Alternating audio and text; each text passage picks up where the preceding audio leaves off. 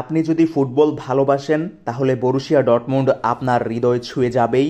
এমন না যে এই ক্লাবের অনেক শিরোপা আছে, নামি খেলোয়াড় আছে, থাকার মতো যদি এই ক্লাবের কিছু থাকে সেটা হচ্ছে তিনটা বিশেষ জিনিস: স্টেডিয়াম, কিছু পাগলা সমর্থক এবং কিছু বিশ্বস্ত খেলোয়াড়। টাকা দিয়ে আপনি প্রথমটি কিনতে পারলেও বাকি দুইটি কখনোই কিনতে পারবেন না।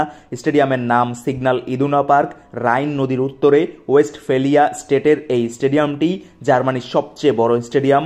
ইউরোপের প্রথম সারির দলগুলোর স্টেডিয়াম হিসেবেই এই স্টেডিয়ামটি 3 নম্বরে রয়েছে।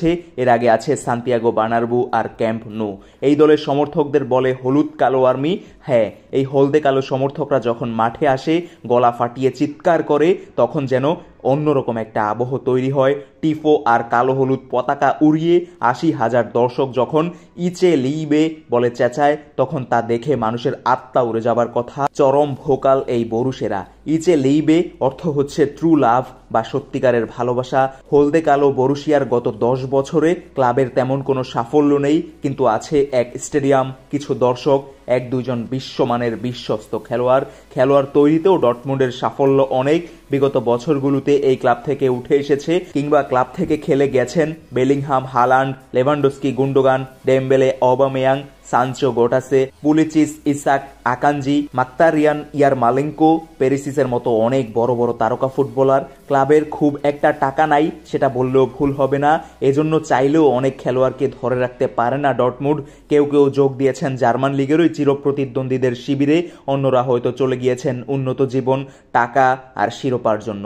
এর মাঝে একজন ছিলেন, আছেন, থাকবেনও, আর তিনি হচ্ছেন মার্কো রয়েস। ইউথ ক্যারিয়ার আর সিনিয়র লেভেলে তিনি 22 বছর কাটিয়েছেন ডর্টমুন্ডে। ক্যারিয়ারের সর্বোচ্চ ফর্মের সময় বা খ্যাতির চূড়ান্ত অবস্থাতেও টাকার লোভে তিনি ক্লাব ছাড়েননি। ক্লাবের কথা চিন্তা করে নিজের বেতনও কমিয়েছেন। এই 2024-এ এসে যখন বিশ্বস্ততা আর মানুষের মধ্যে খুঁজে পাওয়া যায় শুধু প্রভুভক্ত কুকুরের মাঝে, তখন ক্লাব ফুটবলে বিশ্বস্ততা শুধু দুর্লভ নয়, বিলুপ্ত প্রায়ও। উসমান ডেম্বেলে কাহিনী তো আপনি জানেনই, ডেম্বেলে বার্সার সঙ্গে কি করেছেন। আর তাই হলুদ কালোদের দেয়ালের ওপার থেকে যখন ভেসে আসে ইচে লেইবে স্লোগান, সাইডলাইনে থেকে রয়েস যখন মাঠে নামার প্রস্তুতি নেন, সিগন্যাল ইদুনা পার্কের আবহ যখন আপনাকে মোহাচ্ছন্ন করে ফেলে, তখন আপনি নিরপেক্ষ ফ্যান হলেও নিজের অজান্তেই হলুদ কালোদেরকে ভালোবেসে ফেলবেন। ওই দূরের দুর্বোধ্য জার্মান ভাষার স্লোগানগুলোও মধুর শোনাবে। এই ইচে লিবে বা সত্য ভালোবাসা না হলেও ভালোবাসা, ফুটবলের প্রতি ভালোবাসা।